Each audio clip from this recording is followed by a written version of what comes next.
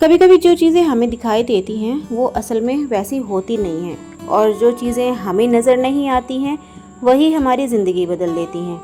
रूही एक 28 साल की लड़की मुंबई के एक छोटे से अपार्टमेंट में अकेली रहती है। बारिश की रात है और बाहर बिजली बार बार चमक रही है। वो अपने पुराने लकड़ी के टेबल पर बैठकर एक पुरानी डायरी पढ़ रही है जो उसे पिछले हफ्ते उसके पुराने घर के अटारी में मिली थी। उस डायरी के पन्ने पीले हो चुके थे, लेकिन उस पर लिखे हुए शब्द अब भी ताज़ा लग रहे थे। अगर तुम यह पढ़ रही हो तो समझो मैं अब जिंदा नहीं हूँ, लेकिन तुम्हारा सच यही लिखा है।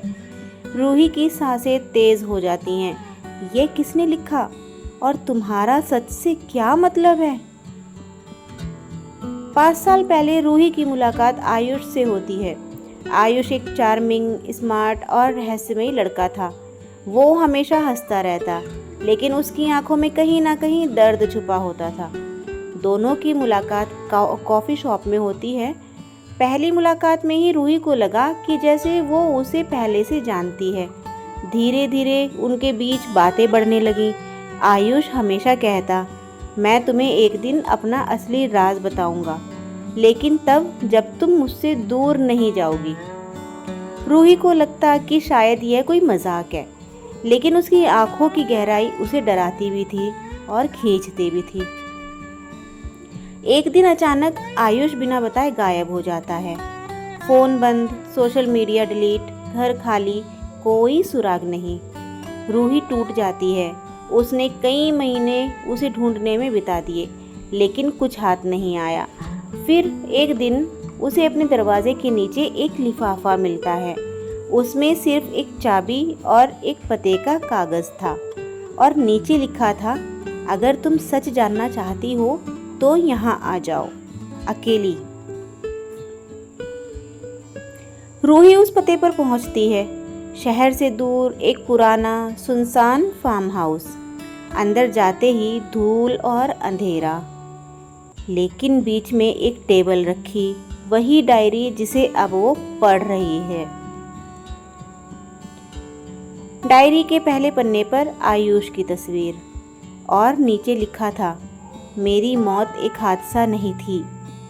रूही पढ़ती जाती है।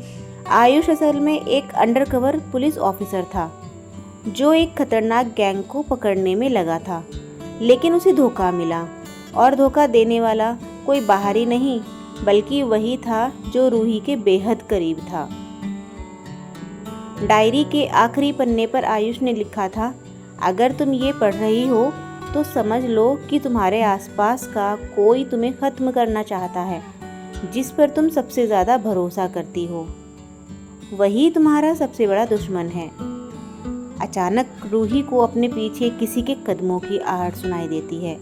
वो मुड़ती है और देखती है उसका बचपन का दोस्त करण, जो पिछले कई महीनों से उसकी मदद करने का नाटक कर रहा था। दरवाजे पर खड़ा था, हाथ में पिस्तौल के साथ। करण मुस्कुराता है, रूही, तुमने ये कहानी पढ़ ली, अब तुम्हें भी जाना होगा। बिजली चमकती है, गोली की आवाज़ आती है और स्क्रीन काली। आवाज़ सिर्फ रूही की।